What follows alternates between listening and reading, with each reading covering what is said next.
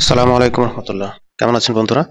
বন্ধুরা, আজ একটি আপডেট নিয়ে আসছি আপনাদের সামনে। সেটি হচ্ছে বাংলাদেশ ব্যাংকের আহ, 10টি আর্থিক প্রতিষ্ঠান 2021 সাল ভিত্তিক অফিসার জেনারেল পদ। এটার জব আইডি হচ্ছে 10181, অর্থাৎ 10-181। এই আইডি জব আইডি এটার 2785টি পদে, যেটা 2021 সাল ভিত্তিক শূন্য পদে নিয়োগের লক্ষ্যে লিখিত পরীক্ষায় যে সকল প্রার্থীরা উত্তীর্ণ হয়েছে তাদের মৌখিক পরীক্ষার একটি ডেট দিয়েছে। এটি আজ 25শে নভেম্বর 2024 এটা প্রকাশ পেয়েছে। এটা ব্যাংকার সিলেকশন কমিটির সদস্যভুক্ত 10টি আর্থিক প্রতিষ্ঠান 2021 সাল ভিত্তিক অফিসার জেনারেল, যার জব আইডি হচ্ছে 10-181 এর 2775টি পদের নিয়োগের উদ্দেশ্যে 5/1/2023 তারিখে নিয়োগ বিজ্ঞপ্তি হয়েছিল, যার পরিপ্রেক্ষিতে 19/4/2024 তারিখে লিখিত পরীক্ষা উত্তীর্ণ হয় 9,205 জন। 9,205 জন লিখিত পরীক্ষা উত্তীর্ণ হয়েছিল,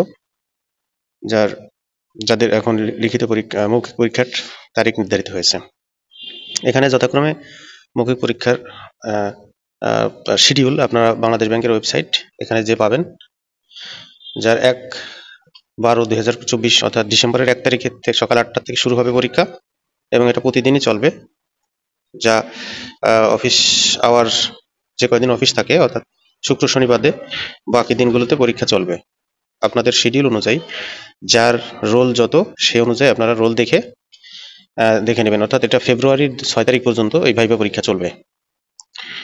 মোট 9,205 জন উত্তীর্ণ হয়েছিল।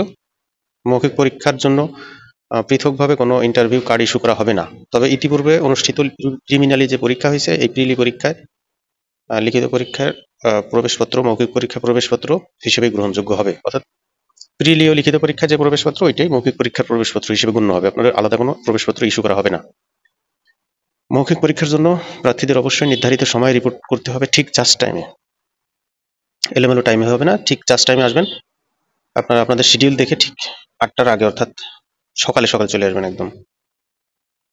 আর এখানে শর্তাবলীর ভিতরে অনলাইনে দাখিলকৃত তথ্যাদি যা যা ছিল সবকিছু সঠিকভাবে নিয়ে আসতে হবে।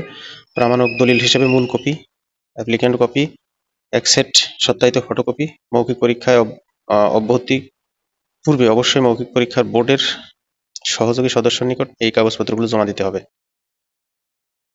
অর্থাৎ অনলাইনে আবেদনে উল্লেখিত তথ্যাবলী যেগুলো চেয়েছিল সেগুলা সত্যায়িত ফটোকপি সহ নিয়ে আসতে হবে। অর্থাৎ পরিচালক পিএসসি এর সদস্য সচিব, ব্যাংকার সিলেকশন কমিটির সচিবালয় বাংলাদেশ ঢাকা এর প্রধান কার্যালয় ঢাকা বরাবর অফিস জেনারেল, স্বাক্ষরযুক্ত হচ্ছে আবেদনপত্র।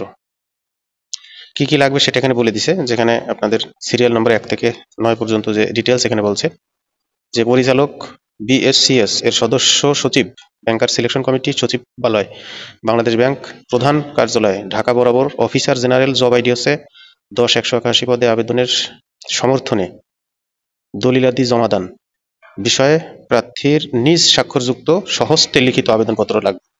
2 নম্বরে সদ্য তোলা 3 কপি পাসপোর্ট সাইজের রঙিন ছবি। ছবির পিছনে প্রার্থীর নাম, রোল নম্বর থাকবে লেখা। সংশ্লিষ্ট পদের নিয়োগ পরীক্ষার প্রবেশপত্র যেটা, সেটা অর্থাৎ প্রিলি পরীক্ষায় লিখিত পরীক্ষায় যেটা প্রবেশপত্র ছিল সেটা নিয়ে আসবেন। সকল শিক্ষাগত যোগ্যতার সনদপত্র ক্রম অনুসারে সাজিয়ে নিয়ে আসবেন, যেমন সর্বপ্রথম এসএসসি, তারপরে এইচএসসি, তারপরে অনার্স, এরপরে মাস্টার্স, এইভাবে সব, এবং তার মার্কশিট প্রযোজ্য ক্ষেত্রে যদি মার্কশিট চায় সেক্ষেত্রে মার্কশিট এভাবে সাজায় নিয়ে আসবেন।